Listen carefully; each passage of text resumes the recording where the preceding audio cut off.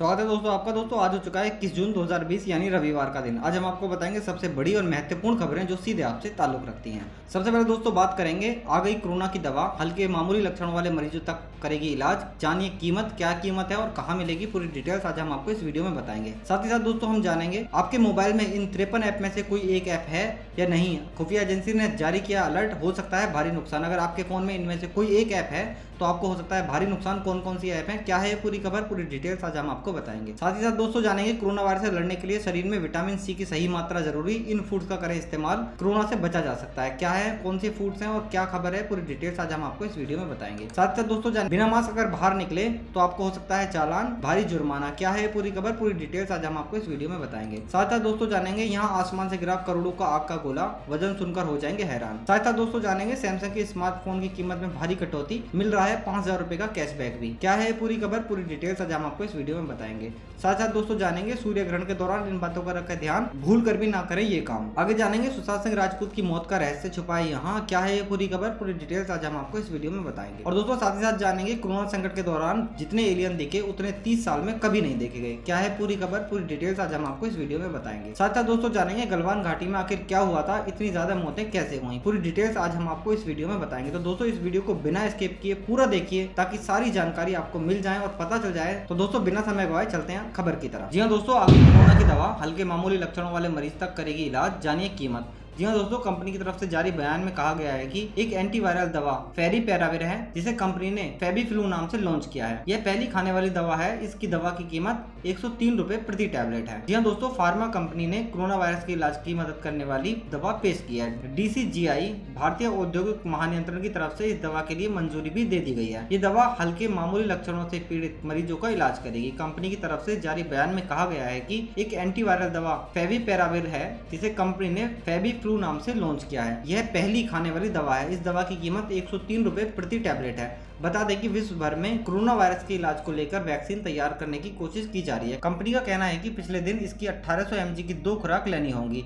इसके बाद 14 दिन तक 800 mg की 2 खुराक लेनी होगी। इसके अलावा DCGI ने यह भी हिदायत दी है कि इसे केवल युवाओं पर ही प्रयोग किया जाएगा। वहीं लीवर और किडनी मरीजों के अलावा गर्भवती और स्तनपान कराने वाली महिलाओं को यह दवा नहीं दी जाएगी। चलिए दोस्तों चलते हैं अगली खबर की तरफ। आपके मोबाइल में इन 53 ऐप में से कोई एक ऐप तो नहीं। खुफिया एजेंसी ने जारी किया अलर्ट, हो सकता है भारी नुकसान। भारतीय खुफिया एजेंसी ने चीन से संबंधित मोबाइल एप्लीकेशन पर केंद्र सरकार को आगाह किया है। एजेंसियों ने कहा है कि 53 मोबाइल एप्लीकेशन ऐसी हैं जिनके जरिए चीन बड़े स्तर पर भारतीय मोबाइल डेटा चोरी कर सकता है। खुफिया एजेंसी की नजर में ये ऐप सुरक्षा के लिहाज से बड़ा खतरा है। खुफिया एजेंसी की तरफ से सरकार को भेजी गई 53 ऐप की लिस्ट में video conferencing app zoom, short video app TikTok, UC browser, ascender, SHAREit और क्लीन मास्टर जैसी ऐप शामिल हैं। हिंदुस्तान टाइम्स में छपी एक खबर के मुताबिक वरिष्ठ अधिकारी ने कहा कि हाल ही में राष्ट्रीय सुरक्षा परिषद सचिवालय द्वारा खुफिया एजेंसी की सिफारिश का समर्थन किया गया था। खुफिया एजेंसियों की तरह इस विभाग को भी लगा कि मोबाइल ऐप भारत की सुरक्षा के लिए घातक साबित हो सकते हैं। अधिकारी ने कहा कि सिफारिश पर चर्चा जारी है। हर मोबाइल ऐप से जुड़े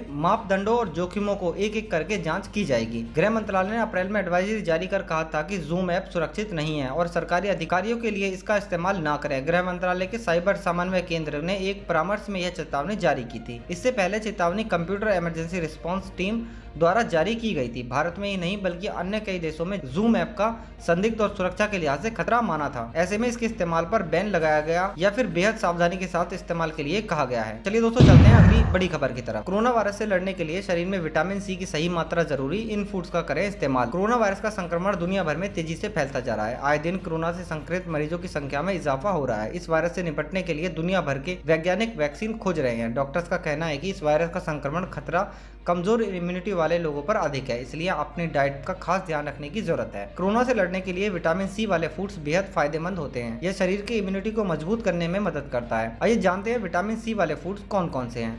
शिमला मिर्च। जी हाँ दोस्तों, शिमला मिर्च में विटामिन सी की उच्च मात्रा मौजूद होते हैं। एक कप कटी हुई शिमला मिर्च में संतरे से लगभग 3 गुना ज्यादा 190 मिलीग्राम विटामिन सी होता है। इस प्रकार यह न सिर्फ शरीर की इम्यूनिटी को मजबूत करता है बल्कि शरीर को वायरस और बैक्टीरिया के संक्रमण से भी बचाता है। इसके अलावा दोस्तों आप स्ट्रॉबेरी, कीवी, ब्रोकली, टमाटर का जूस भी ले सकते हैं। चलिए दोस्तों चलते हैं अगली खबर की तरफ। बिना मास्क 35 बाइक सवारों के कटे चालान। जी हाँ दोस्तों, अगर आप बिना मास्क के बाहर निकलते हैं तो आपका बाइक का चालान हो सकता है। बाजार में बिना मास्क निकलने पर नगर पंचायत ने 35 लोगों के चालान कर राशि वसूल की गई। मुख्य नगर परिषद अधिकारी दिनेश तिवारी ने बताया कि बाजार में बिना मास्क अनेक लोग घूमते रहते हैं। बार बार समझाने के बाद भी अनेक लोग मास्क का उपयोग नहीं कर रहे हैं, इसलिए नगर परिषद द्वारा इनके खिलाफ चालानी कार्रवाई की गई।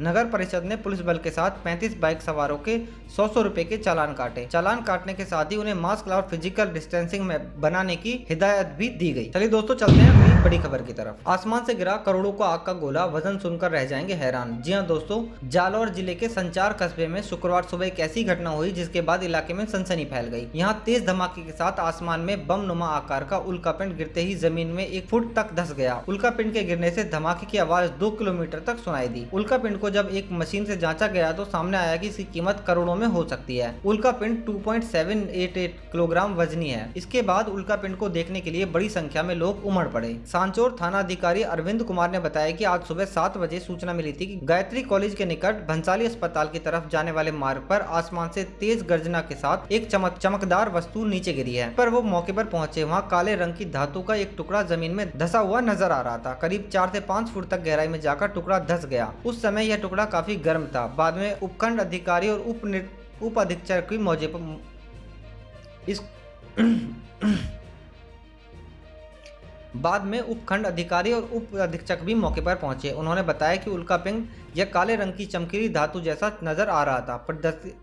प्रत्यक्षदर्शियों का कहना है कि उन्होंने आसमान में एक तेज चमक के साथ एक टुकड़े को गर्जना के साथ जमीन पर गिरते हुए देखा। नीचे गिरते ही एक धमाका हुआ। चलिए दोस्तों, चलते हैं अपनी बड़ी खबर की तरफ। सैमसंग के स्मार्टफोन की कीमत में भारी कटौती, मिल रहा है 500 रुपए का कैशबैक भी। हैंडसेट निर्माता कंपनी सैमसंग का नया स्मार्टफोन खरीदने का विचार कर रहे हैं तो आप लोगों को जानकारी के लिए बता देगी सैमसंग गैलेक्सी नोट 10 लाइट की कीमत 4000 रुपए की कटौती की गई है। क्या है सैमसंग फोन की नई कीमत, आइए जानते हैं। सैमसंग गैलेक्सी नोट 10 लाइट के 6GB रैम वेरिएंट को अब 41,999 रुपए के बजाय 37,999 रुपए, तो वहीं इस फोन को 8GB वाले रैम मॉडल को 43,999 रुपए के बजाय 39,999 रुपए में खरीदा जा सकता है। इसका मतलब है कि दोनों मॉडलों की कीमत 4000 रुपए कम कर दी गई है। Samsung.com पर लिस्टिंग के अनुसार सिटी बैंक क्रेडिट कार्ड और डेबिट कार्ड के भुगतान करते हैं तो 500 रुपए का कैशबैक भी मिलेगा। 5000 रुपए का अगर आपको कैशबैक मिल जाता है इस फोन का 6GB रैम वेरिएंट आपको 32,999 रुपए में, तो वहीं आप 8GB वाला वेरिएंट आपको 34,999 रुपए में पड़ेगा। अगर आपके पास सिटी बैंक का कार्ड नहीं है तो भी आप 2000 रुपए का इंस्टेंट डिस्काउंट पा सकते हैं। इसके लिए आपको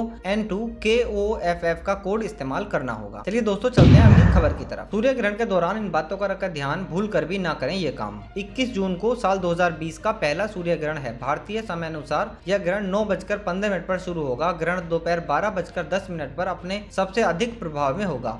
इसके बाद 3:04 पर समाप्त हो जाएगा। बता दें कि इस साल लगने वाला सूर्य ग्रहण बाकी ग्रहणों से काफी अलग है। इसके बाद यह 2039 में देखने को मिलेगा। दरअसल 21 जून को सबसे बड़ा दिन होता है। इस दिन पृथ्वी सूर्य की परिक्रमा करते हुए सूर्य की ओर अपने अधिकतम झुकाव पर पहुंच जाती है। भारतीय मानक समय के मुताबिक आंशिक सूर्य ग्रहण 9:15 पर आरंभ होगा, जबकि पूर्ण सूर्य ग्रहण सुबह 10:17 पर शुरू होगा। दोपहर 12:10 पर सूर्य ग्रहण अपने सबसे अधिक प्रभाव में होगा। इसके बाद इसकी आंशिक अवस्था दोपहर 3:04 पर समाप्त होगी। कहाँ दिखेगा दोस्तों ये सूर्य ग्रहण? भारत के देहरादून, सिरसा, टिहरी आदि शहरों में पूर्ण सूर्य ग्रहण दिखाई देगा। वहीं देश के अन्य हिस्सों में आंशिक सूर्य ग्रहण दिखाई देगा। सूर्य ग्रहण के वक्त क्या करें, क्या करने से बचें? नंबर 1, ग्रहण में भूल कर भी खान पान, शोर मचाना, किसी भी तरह का अशुभ कार्य जैसे कि पूजा पाठ आदि नहीं करना चाहिए।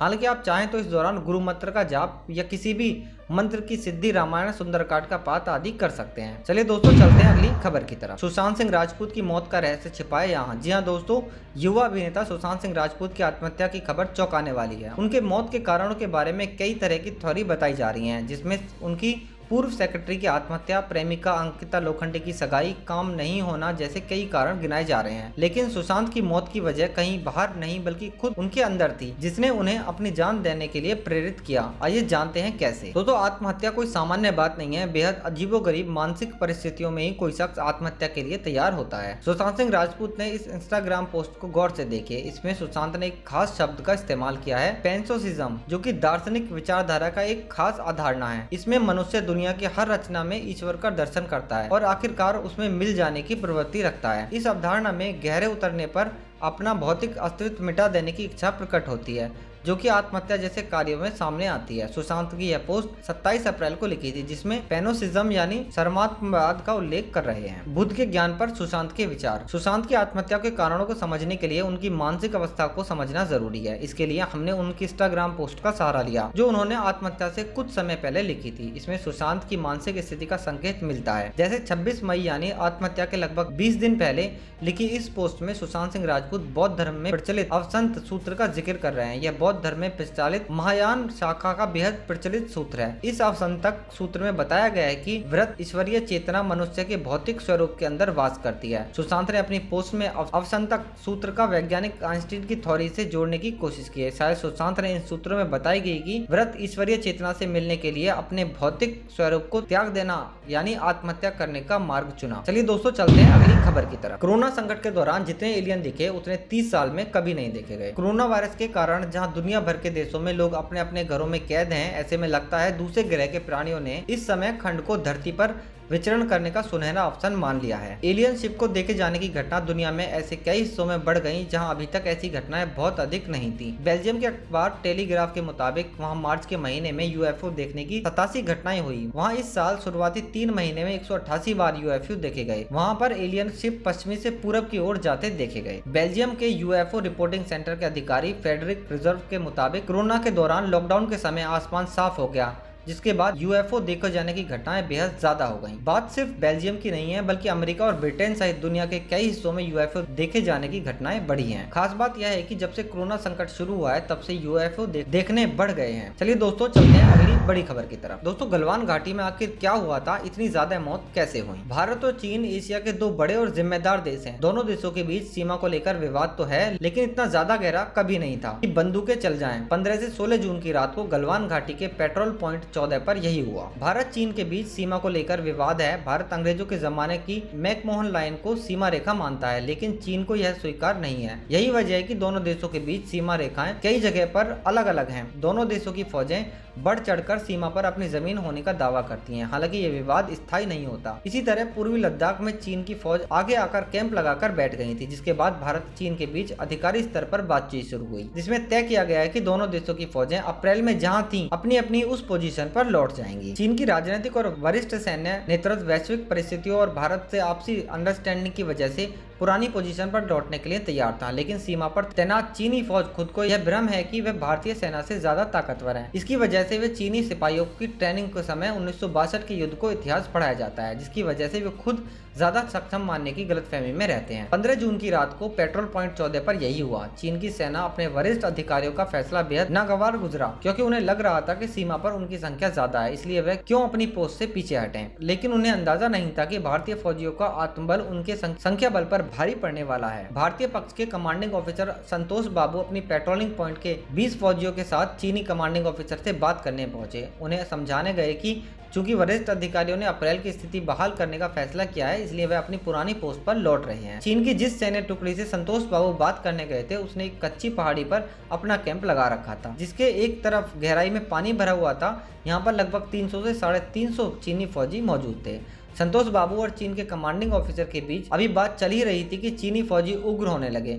उन्हें लग रहा था कि भारतीय गश्त दल 20 की संख्या में है, वह 300 हैं, ऐसे में उन पर हावी हो सकते हैं। लेकिन यह गलतफहमी उन्हें भारी पड़ी। चीन ने 300 फौजियों ने भारतीय गश्त दल के 20 सिपाहियों को घेर लिया और उन्हें उकसाने के साथ साथ पत्थर और लोहे की रॉड से हमला कर दिया। चीनी फौज हाथों में कीले और दस्ताने पहने हुए थे। उनका इरादा भारतीय फौजियों को बुरी तरह जख्मी कर भगा देने का था, क्योंकि इससे पहले चीनी सिपाही कई बार भारतीय फौजियों से मार खा चुके थे। इस बार अपना सारा गुस्सा 20 फौजियों पर निकाल लेना चाहते थे, लेकिन यह गलती उन्हें भारी पड़ी। 20 भारतीय फौजियों के गश्ती दल के पीछे ही भारतीय सेना के 35 और सिपाही मौजूद थे। उन्होंने वायरलेस पर जब झगड़े का शोर सुना तो तुरंत पहुंच गए। इसके बाद 300 चीनी सैनिक और 55 भारतीय फौजियों के बीच जबरदस्त मारपीट और झगड़ा शुरू हो गया। दोनों पक्षों ने एक दूसरे पर गोली चलाई, क्योंकि दोनों तरफ के फौजी जानते थे कि फायरिंग की आवाज सुनते ही पूरी सीमा पर तैनात भारत चीन फौजें एक दूसरे पर हमला बोल देंगी। इसलिए दोनों तरफ के फौजियों ने अपने बाहुबल के आधार पर मामला निपटाने का फैसला किया। झील के पास मौजूद कच्ची पहाड़ी पर दोनों देशों के फौजियों की उठापटक और मारपीट से थर्रा गई। चीनी फौजी संख्या में अधिक थे, लेकिन भारतीय सैनिकों की संख्या कम होने के बावजूद उनका हौसला बुलंद था। दोनों टुकड़ियों के बीच लाठी डंडे, rod, hockey stick, baseball stick, dragon punch, pipe, पत्थर, बूट नोक का जमकर इस्तेमाल हो रहा था। दोनों देशों के फौजियों के बीच अभी लड़ाई चली रही थी कि जंग का मैदान बनी वह कच्ची पहाड़ी इतना जुल्म बर्दाश्त नहीं कर पाई, वह टीला ध्वस्त हो गया, जिसके बाद भारतीय और चीनी फौजी पीछे ठंडे पानी में जा गिरे। आपको बता दें कि लद्दाख में मौसम बेहद ठंडा है और तापमान 0 के आसपास। अचानक टीले के ढहने की वजह से दोनों तरफ के फौजियों की गंभीर चोटें आईं, जो कि इतनी बड़ी संख्या के कैजुअलिटी के कारण बनी। भारतीय फौजी संख्या में कम थे, इसलिए पहाड़ी के धंसने से उनके कम फौजी वीरगति को प्राप्त हुए, जबकि चीनी फौज की टुकड़ी पर 300 से ज्यादा सैनिक थे, इसलिए उन्हें भारी नुकसान पहुंचा। अभी चीन के 43 फौजियों के मारने की खबर सामने आई है, लेकिन हो सकता है कि मरने वाले फौजियों की संख्या 50 से भी ज्यादा हो, क्योंकि कई चीनी सैनिक बुरी तरह घायल हुए थे। इन्हीं घायल फौजियों को अस्पताल पहुंचाने के लिए चीन की सेना हेलीकॉप्टर को उस इलाके में मंडराते देखे गए थे। तो धन्यवाद दोस्तों, वीडियो पसंद आई है तो लाइक करें, शेयर करें और इस चैनल को सब्सक्राइब करें। धन्यवाद।